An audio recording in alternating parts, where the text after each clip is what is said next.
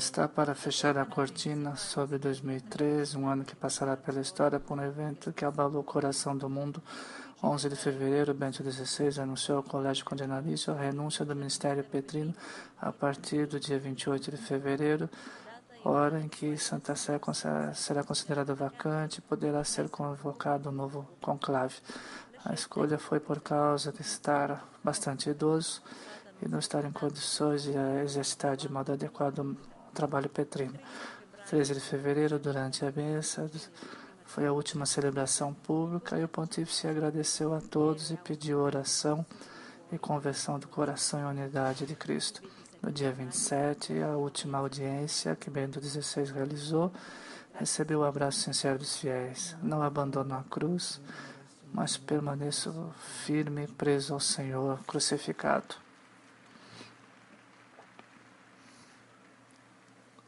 28 de fevereiro, graças à imagem do Centro Televisivo Vaticano, todo mundo pôde seguir a viagem de Bento XVI, que deixou o Vaticano e se transferiu ao Castelo Gandolfo, acompanhado dos sinos da Capela de São Pedro e das orações dos fiéis. Se abre a fase da sé vacante e organização do novo conclave, a eleição do novo sucessor de Pedro, e depois da votação no quinto escrutínio, a Basília Vaticana, o cardeal argentino Jorge Mário Bergoglio, vindo do fim do mundo, se apresentou como Francisco e pede um caminho de fraternidade, pedindo oração pelo Papa Emérito e seu ministério. Antes que o bispo abençoe o povo, vos peço que vocês rezem a Deus para que me abençoe. Depois, o Papa Francisco seguiu a Santa Maria Maior para rezar na Capela Paulina, diante da imagem da Virgem Salus Popes Romani, e 16 de fevereiro encontra 6.000 jornalistas de todo o mundo e explica a escolha do nome de Pobre de Assis que recebeu como sugestão do cardeal Cláudio Umes. Aquela palavra entrou na minha cabeça: pobre, pobre. Depois, de imediato, em relação aos pobres, pensei em Francisco de Assis, um homem que te dá esse espírito de paz e o homem pobre. Como quero uma igreja pobre e para os pobres. 200.000 pessoas participaram da missa de iniciação do padre no dia 19, durante o qual o Papa sublinhou que quer servir. No dia 23 de março, antes da Semana Santa, o Papa Francisco foi a Castelo Gandolfo encontrar com Bento XVI. Um abraço que exprime uma plena sintonia espiritual e um grande respeito. Imagem tocante que ainda nos faz girar o mundo. 24 de março, o Pontífice celebrou uma missa domingo de Ramos e pediu para que todos não percam a esperança. Presidiu a missa junto com os menores encarcerados, lavou os pés de 12 jovens de nacionalidade e confissões diversas. A Via Sacra pediu que Cristo é a resposta aos problemas do mundo. Na primeira Páscoa, Papa Francisco pediu para uma Páscoa real, fundada sob a misericórdia de Deus, que nunca se cansa de andar ao encontro de sua criatura. Paz a todo mundo, ainda assim dividido, e que procura ganho fácil, ferido do egoísmo que ameaça a vida humana e a família. Egoísmo que continua a traficar as pessoas. A escravidão e mesmo acontece nesse século. Em 7 de abril, o novo sucessor se insere na Basílica de Latrão e recorda a todos que sejam pacientes, que se amam e nunca abandonam. A 50ª Jornada Mundial pela Vocação, dia 21 de abril, ordenou 10 novos sacerdotes e pediu que sejam novos pastores e tenha sempre diante dos olhos o exemplo do bom pastor. Uma semana depois, ocasião dessa missa, pelo ano da fé, Papa Francisco crismou 44 novos fiéis vindos de todo o mundo e pediu que os jovens andem com ultracorrente e coragem.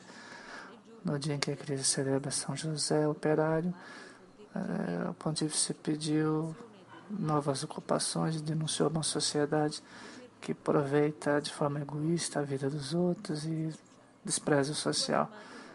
Em 4 de maio, Papa Francisco rezou o rosário no sábado do mês mariano e indicou a Virgem Maria como a mãe que ensina a ser livre e fará a escolha definitiva, recordando que uma vida sem esperança é uma vida sem futuro. E o pontífice canonizou os mártires de Otranto e as religiosas Laura e Guadalupe, testemunho de como os cristãos respondem ao mal com o bem. No ano da fé, promoveu o novo concílio para a nova evangelização, colocou o posto numa missa pelos membros dos movimentos das novas comunidades e associações de todo o mundo. E no dia 19, domingo de Pentecostes, fim da primeira parte do seu pontificado, Papa Francisco mostrou vizinho a todos aqueles que sofrem as obras sociais. E 21 de maio, abraçou o irmão em dificuldade, visitou a casa da Dona de Maria, que foi construída 25 anos atrás por causa de Madre Teresa de Calcutá por João Paulo II. 26 de maio, visitou a paróquia Santa Isabel Zacarias. 6 crianças recebeu a primeira comunhão das mãos do Papa Francisco. A Eucaristia, o Senhor se faz percorrer a sua estrada do serviço e da divisão cada dia. E o pouco que temos e o pouco que somos deve ser dividido, vira riqueza, porque a potência de Deus é aquela do amor, nos eleva a nossa pobreza para elevá-lo.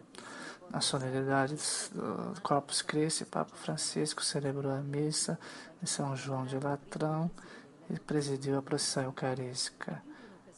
Ele mostrou espontaneidade porque quer restaurar um diálogo direto com as pessoas.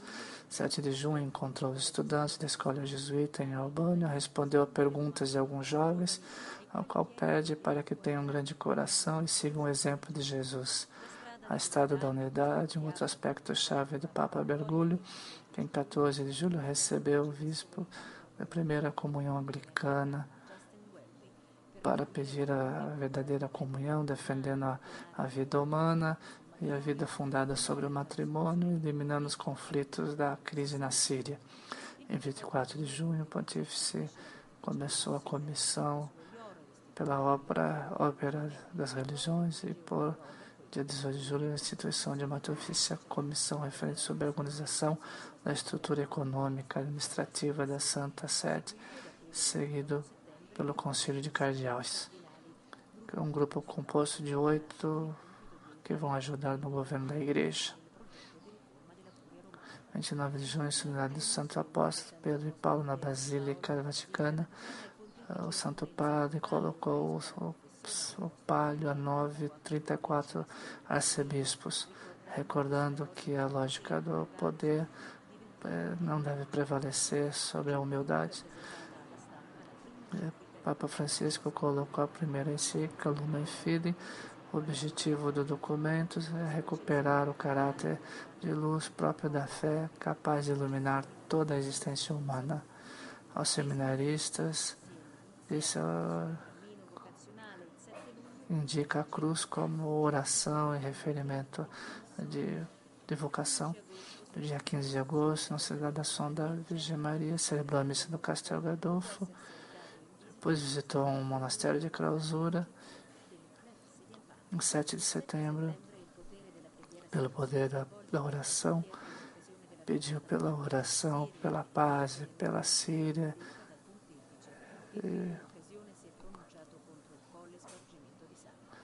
Pediu para que toda a guerra e tudo que é mal contra as pessoas sejam terminados. 10 de setembro, um gesto de amor e pela sociedade, visitou pela acolhência e serviço aos refugiados, determinando o serviço que presta em Roma, na Igreja de Jesus. Basílica de São Giovanni de Latrão, 16 de setembro, Papa Francisco encontrou o clero de Roma e aí indica que há uma necessidade de conversão pastoral.